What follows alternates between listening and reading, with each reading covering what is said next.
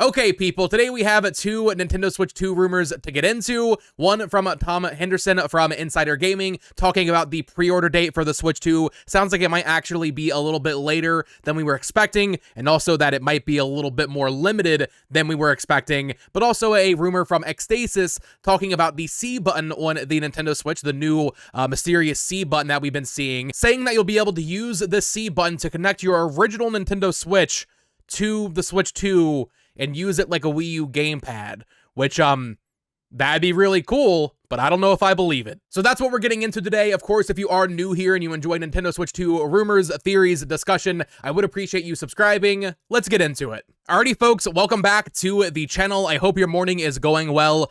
Real quick, if you missed it, I posted 3 videos yesterday, one going over the new Nintendo Today app, as well as the Zelda movie release dates, another video going over Tomodachi Life Living the Dream, and why that game is such a big deal, as well as another video going over the Switch 2 Edition games that Nintendo seemingly leaked themselves in the fine print on their website. So if you missed any of those 3 videos, definitely go check it out. I would very much appreciate it. But let's get into this first rumor from Insider Gaming's Tom Henderson. They say here exclusive US retailer documents shed a light on Nintendo Switch 2 pre-order plans. Tom Henderson writes, retailers are expecting that they will run out of pre-order units for the Nintendo Switch 2 on day 1, despite Nintendo allegedly accumulating a large quantity for launch. This isn't that unexpected. However, he does get into some documents that he apparently has been given from a major US retailer, suggesting that it is even more limited than even they expected. There's limited unit allocation from Nintendo. Who knows what exactly that means? The rumors for months have been that Nintendo is stockpiling this thing all the way back to, I believe, September of last year, which is way longer than the Switch 1 had. However, there's just so much demand for this console. Even if they had 15 million on day 1, I don't even know if that would be enough, right? There's just so much hype for this console. So if you're trying to get one at launch, make sure you pay attention to all of the different Twitter accounts and all the different pre-order places, and make sure you're watching this thing like a hawk over the next couple of weeks here. But we do have this rumor here that does suggest pre-orders will go up on April 9th. Reading on here, that's according to internal emails and documents provided to Insider Gaming from a large US retailer who are anticipating they will sell out of the Switch 2 on the same day they open up the pre-orders due to a limited unit allocation from Nintendo. According to the documents, the Switch 2 is scheduled to release in June, so they're once again doubling down on that June release, a release month that has already been a widely rumored date, as well as a highly talked about thing by developers at this year's Game Developers Conference. However, the documents do add a little confusion as to when the pre-orders will go live, especially following the Best Buy Canada leak earlier this week that revealed they'd go live on April 2nd. I didn't cover this, but basically it popped up on Best Buy Canada that you'd be able to pre-order the Switch 2 on April 2nd, which is what all of us were expecting. I think pretty much all of us were expecting pre-orders for this console to go up right after the Direct on April 2nd, and Best Buy Canada had a page up saying like, yeah, pre-orders on April 2nd. I think it might depend, based on region here. But reading on here, they say, according to the documents provided from the US retailer, pre-orders are actually set to go live on April 9th, 1 week after the Nintendo Switch 2 Direct, a full week after. The documents include a messaging strategy following the Direct to include pre-order coming soon messaging and a countdown clock that will end on April 9th, with an exact time to be confirmed by Nintendo on April 2nd. The documents also included details on a exclusive collectible coin for those who pre-order the console. Ooh, I need that Nintendo Switch 2 collectible coin. I gotta get it. So we have two kind of conflicting rumors. Best Buy Canada put up April 2nd, which I think, once again, is what most of us were kind of, expecting here. Tom Henderson is reporting that a major US retailer is going to have their pre-orders go up on April 9th. It could just depend on where you live. That is a different country. Maybe Canada will have pre-orders a little bit early. Maybe in the US, assuming this is GameStop or like Target or something, maybe this is a week later on the 9th, but it's important to start planning this out. For me, I have a busy week next week, of course, with covering the Direct, but also I'm flying to New York to get hands-on with the games at the Switch 2 hands-on experience. For me personally, if it's April 9th, I will be very happy if I don't have to worry about, lining up at GameStop or wherever to lock in a pre-order the day of the Direct. I'm okay with that. I know a lot of people are taking off work for the day of the Direct because they think pre-orders will go up. So I guess for you, I hope it does.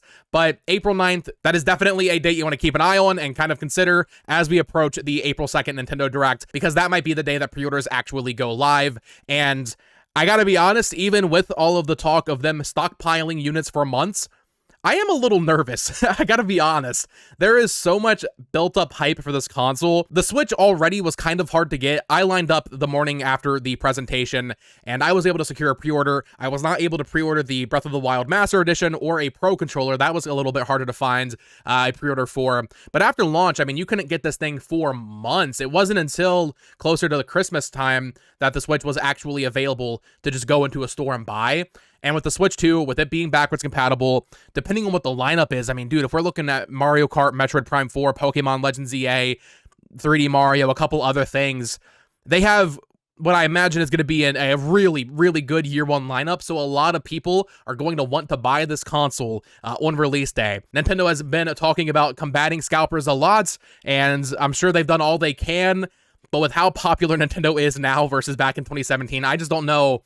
I don't know if it's possible for them to make it easy to get this thing. Now, this one retailer mentioned a limited unit allocation from Nintendo. I do wonder what that means. We don't have an actual number for this retailer. I wouldn't be surprised if there is a teeny tiny bit of artificial scarcity here. We've seen in the past that Nintendo likes to do artificial scarcity, not as much recently, but back in like the Wii and even like some of the early Wii U and 3DS days with Amiibo and stuff. Maybe it was just them underestimating demand, but I wouldn't be surprised if they did a little bit of an artificial scarcity tactic here. Maybe even if they have the units ready sitting in a warehouse, maybe they save those for Christmas so they can have more one-on-one store shelves. And then for day one, it's, you know, the hardcore fans. But I would say if you want to get this console on release day, make sure you lock in on April 2nd, because it is still possible they go up on April 2nd, but also keep an eye out for April 9th if that ends up being the case, because I think if you want to get one on release day, you're going to need to pre-order it. That being said, I still think April 2nd kind of makes more sense. That's what we've seen in the past.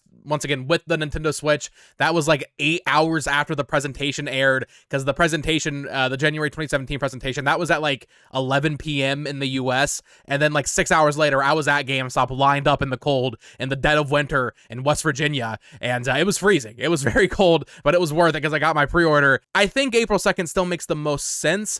I could see there being a situation where maybe Nintendo does exclusive pre-orders through My Nintendo, or for Nintendo Switch Online subscribers, I should say.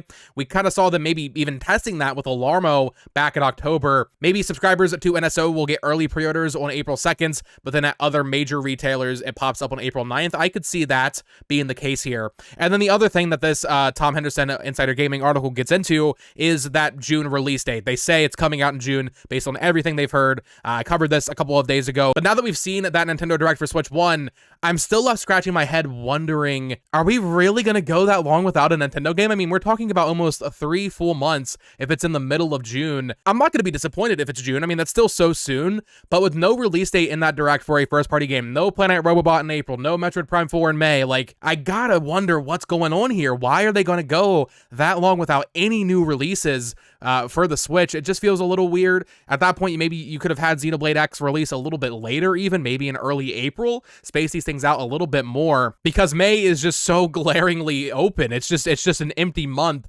I guess, to be fair, Fantasy Life is releasing, not an exclusive, but there are also games like Rune Factory, Guardians of Ozma, the Capcom Fighting Collection. There's some third-party stuff on Switch 1 in May, but it's still pretty vacant, especially on the actual Nintendo side of things. So maybe we see something surprise announced in the Nintendo Today app. Maybe they announce a remaster or something for May. I kind of doubt it at this point. At least I doubt it for this soon. I do think they will announce remasters in that app. Check out yesterday's video talking about that. But yeah, May is very empty. If it is releasing in June, I still think we could be looking at very early June. If they release it on a Thursday, as they have been with all of their other games recently, I think June 5th, right? Like the first Thursday of June could work for this. But I'm still hedging my bets on like a May 22nd, May 29th release. I feel like that makes a little bit more sense, but we will see. And then for our second story today, let's talk about that C button now. Funnily enough, in the Nintendo Today app, Nintendo accidentally leaked it officially for the first time. We've seen the C button in all of the mock-ups. We've seen it in all of the leaks before the Switch 2 was even announced. However, in the Nintendo Today app, there was a render that actually shows it as the C button. So there's no more, even like 1% chance it's not an actual C button. It is going to be a C button, but we still don't know what that is. And I imagine on April 2nd, that's going to be a big part of that presentation, showing what exactly the C button will actually do. Well, we have this YouTuber Xstasis.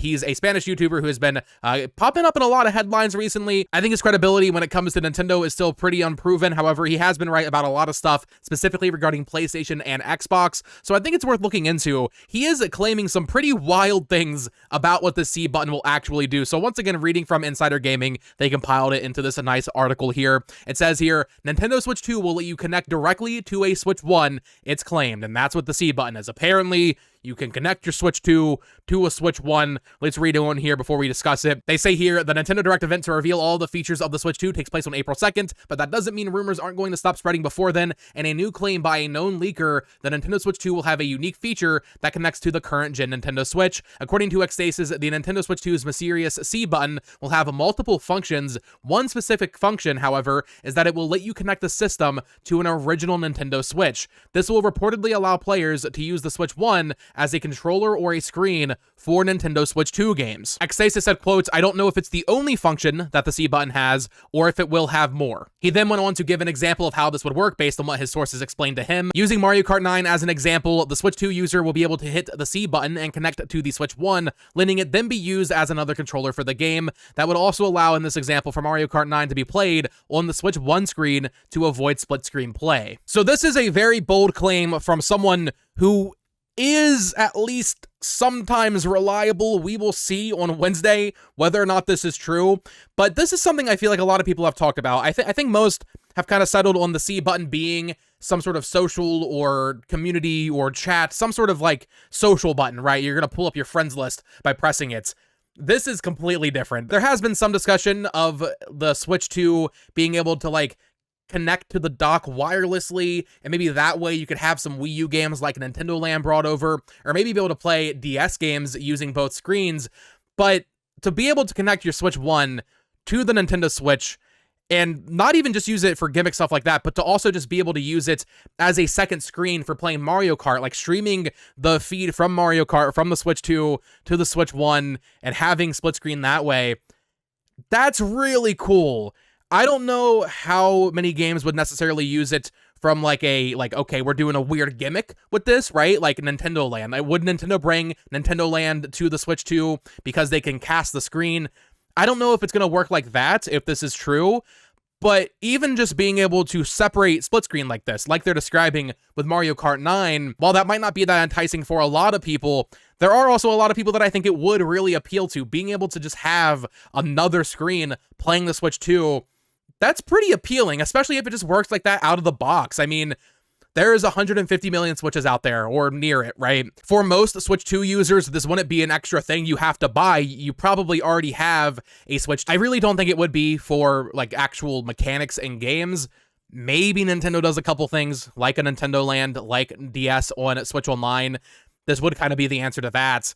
But I don't think you're going to see third parties using this thing, and I really don't think you'd see that many, if any at all, Nintendo first-party games requiring you to not only own a Switch 2, but also own a Switch 1. But in the specific use case of having it as a second screen and being able to do split screen like that I think actually does sound pretty cool. But I will say, and this might be an unpopular opinion, years ago, I was making videos like, I really hope Nintendo's next console is a clamshell dual-screen device again.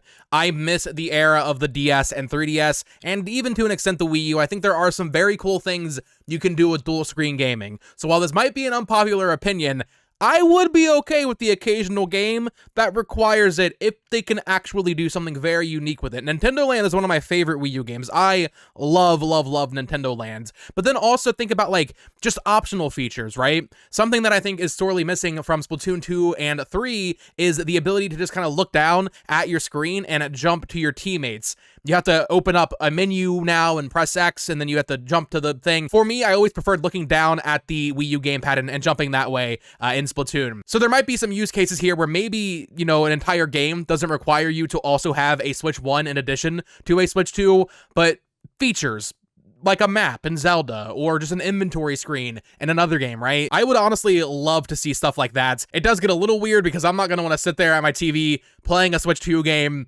while holding my Nintendo Switch. I mean, that's not going to be right. No, I want to play with my Pro Controller, whatever the new Switch 2 Pro Controller is. I don't want to sit there playing the new Zelda like this. It'd be cool to have a screen for inventory and stuff. I do really miss that about the Wii U and 3DS, but I'm not gonna choose to do this, I don't think, over having a Pro controller. And then as for DS, it gets a little tricky because the DS had a resistive touchscreen, whereas the current Nintendo Switch has a capacitive touchscreen, or maybe it's vice versa. I might be getting them mixed up. Basically, you can't use a fine point stylus like you use on the 3DS screen on the Nintendo Switch. It doesn't work. I think for me, a lot of games don't feel right without that type of touchscreen. So while I really want DS Switch Online to be added eventually, I think there's a lot of games on there that would be great as part of a subscription service and not getting a remake, right? Like, you know, Yoshi Touch and Go or DK Jungle Climber or all of the Kirby games. None of those are going to get remakes from the DS era. So putting them on a subscription service is what I want to see eventually. But I kind of envision it more as them selling some sorts of attachments where maybe you can like slot the Switch in vertically, like you see with some of those arcade cabinets you can buy for your Switch screen. I think there's also like a flip grip, I think it's called, where even with a modded Switch and an emulator, you can actually still play DS games like that, and you just have the Joy-Con on the sides with this accessory. I'd be down for some sort of Switch Online accessory where it's either just that, where you flip it vertically, or even something where you plug a second screen into the top USB-C ports. We still don't really know why there is a top USB-C port. Some people think it's just for the ease of convenience of having the cord going from the top or from the bottom based on preference.